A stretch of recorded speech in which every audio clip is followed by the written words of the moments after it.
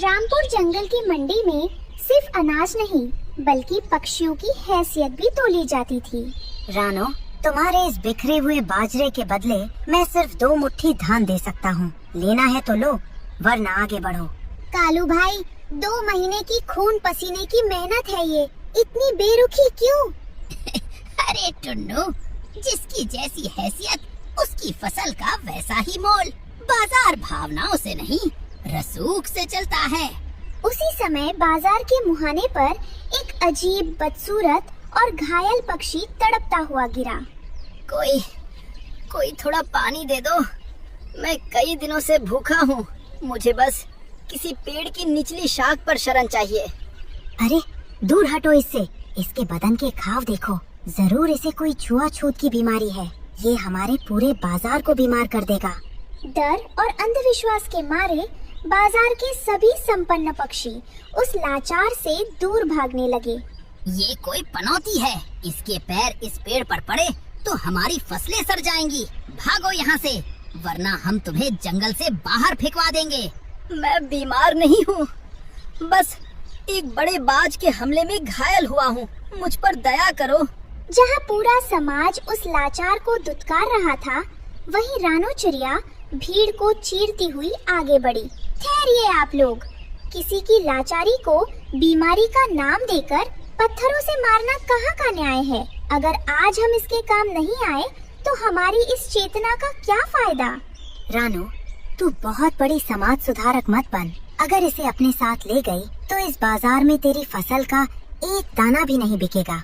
रानो दीनू को अपने कच्चे घोंसले के पास ले आई, लेकिन घर के अंदर एक अलग ही संघर्ष शुरू हो गया। मम्मा, आपने इसे यहाँ क्यों रखा? बाजार में मिट्ठू कह रहा था कि ये अपशकुनी है, इसके आने से हमारा घोंसला भी टूट जाएगा। हाँ मम्मा, समाज हमसे पहले ही कतराता है।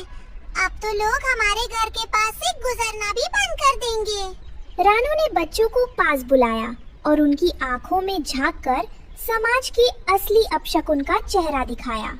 बच्चों, अपशकुन किसी के फटे पंखों या जख्मों में नहीं होता, बल्कि हमारे सोए हुए ज़मीर में होता है। जो समाज किसी भूखे को देखकर दरवाजा बंद कर ले, वो समाज खुद बीमार है। आज इसकी मदद करना हमारा सरोकार है।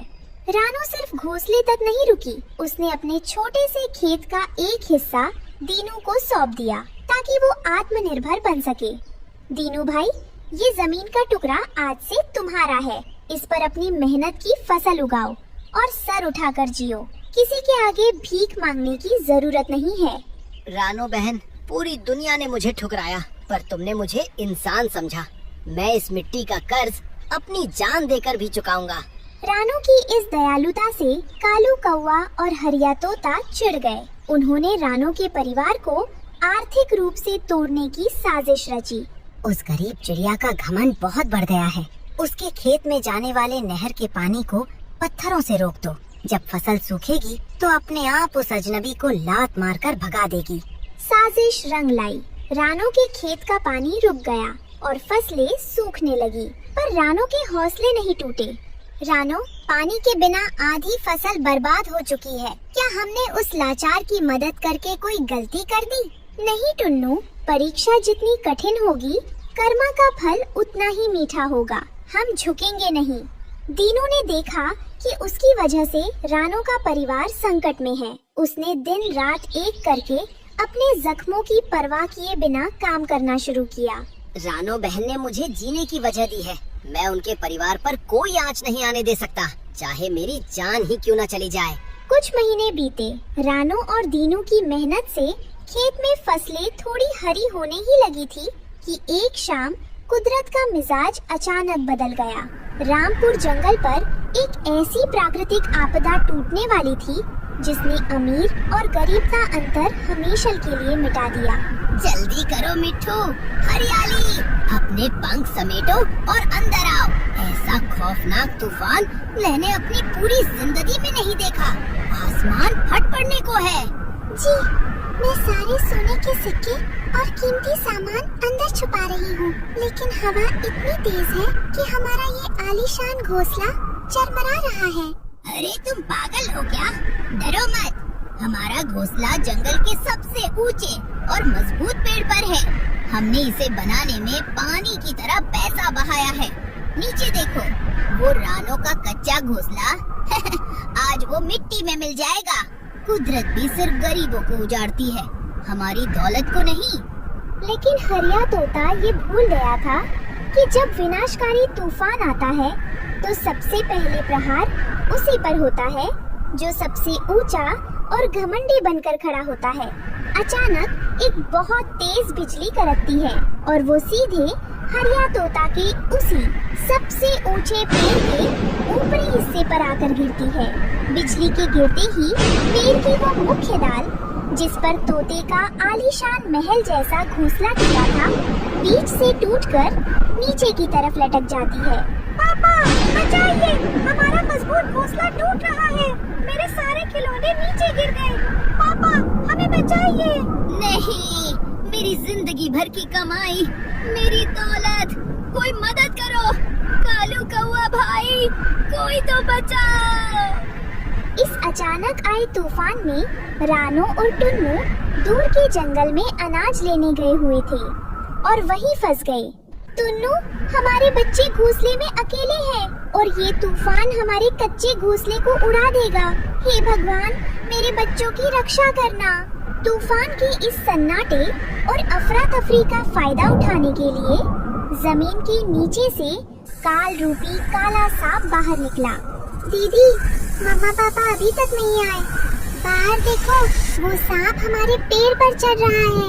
दरवाजा बंद करो कुकू, भगवान के लिए कोई हमारी मदद करो। बच्चों ने पास के मजबूत और पक्के घोंसले वाले हरिया तोता और कालू कौवा से मदद की गुहार लगाई, पर उन्हें सिर्फ धुतकार मिली। हरिया अंकल, भगवान के लिए हमारी मदद कीजिए। नीचे से भयानक काला सांप हमारे पेड़ पर चढ़ रहा है। मम्मा पापा घर पर नहीं है, हमें अपने पास छुपा लीजिए। हम खुद मुसीबत में है गुड़िया। मेरी सोने की तिजोरी और आलीशान घोंसला सब उजड़ गया। जब कुदरत ने मेरे धन दौलत को नहीं बख्शा तो मैं दूसरों की मदद कैसे करूं? अपनी माँ की तरह खुद को बहादुर समझती हो तो खुद ही निपटो उस सांप से। कालू कौवा अपने घर की खिड़की से झांक कर कहता है, मुफ्त की सलाह है बच्चों, चुपचाप सांप के आगे सरेंडर कर दो। चिल्लाकर हमारी नींद खराब मत करो। जब अपनों और पड़ोसियों ने मुंह मोड़ लिया, तब वो अपशकुनी कहा जाने वाला लाचार पक्षी बच्चों की ढाल बनकर खड़ा हो गया। काले नाग, अगर इन बच्चों को छूना है तो पहले मेरी लाश से गुजरना होगा।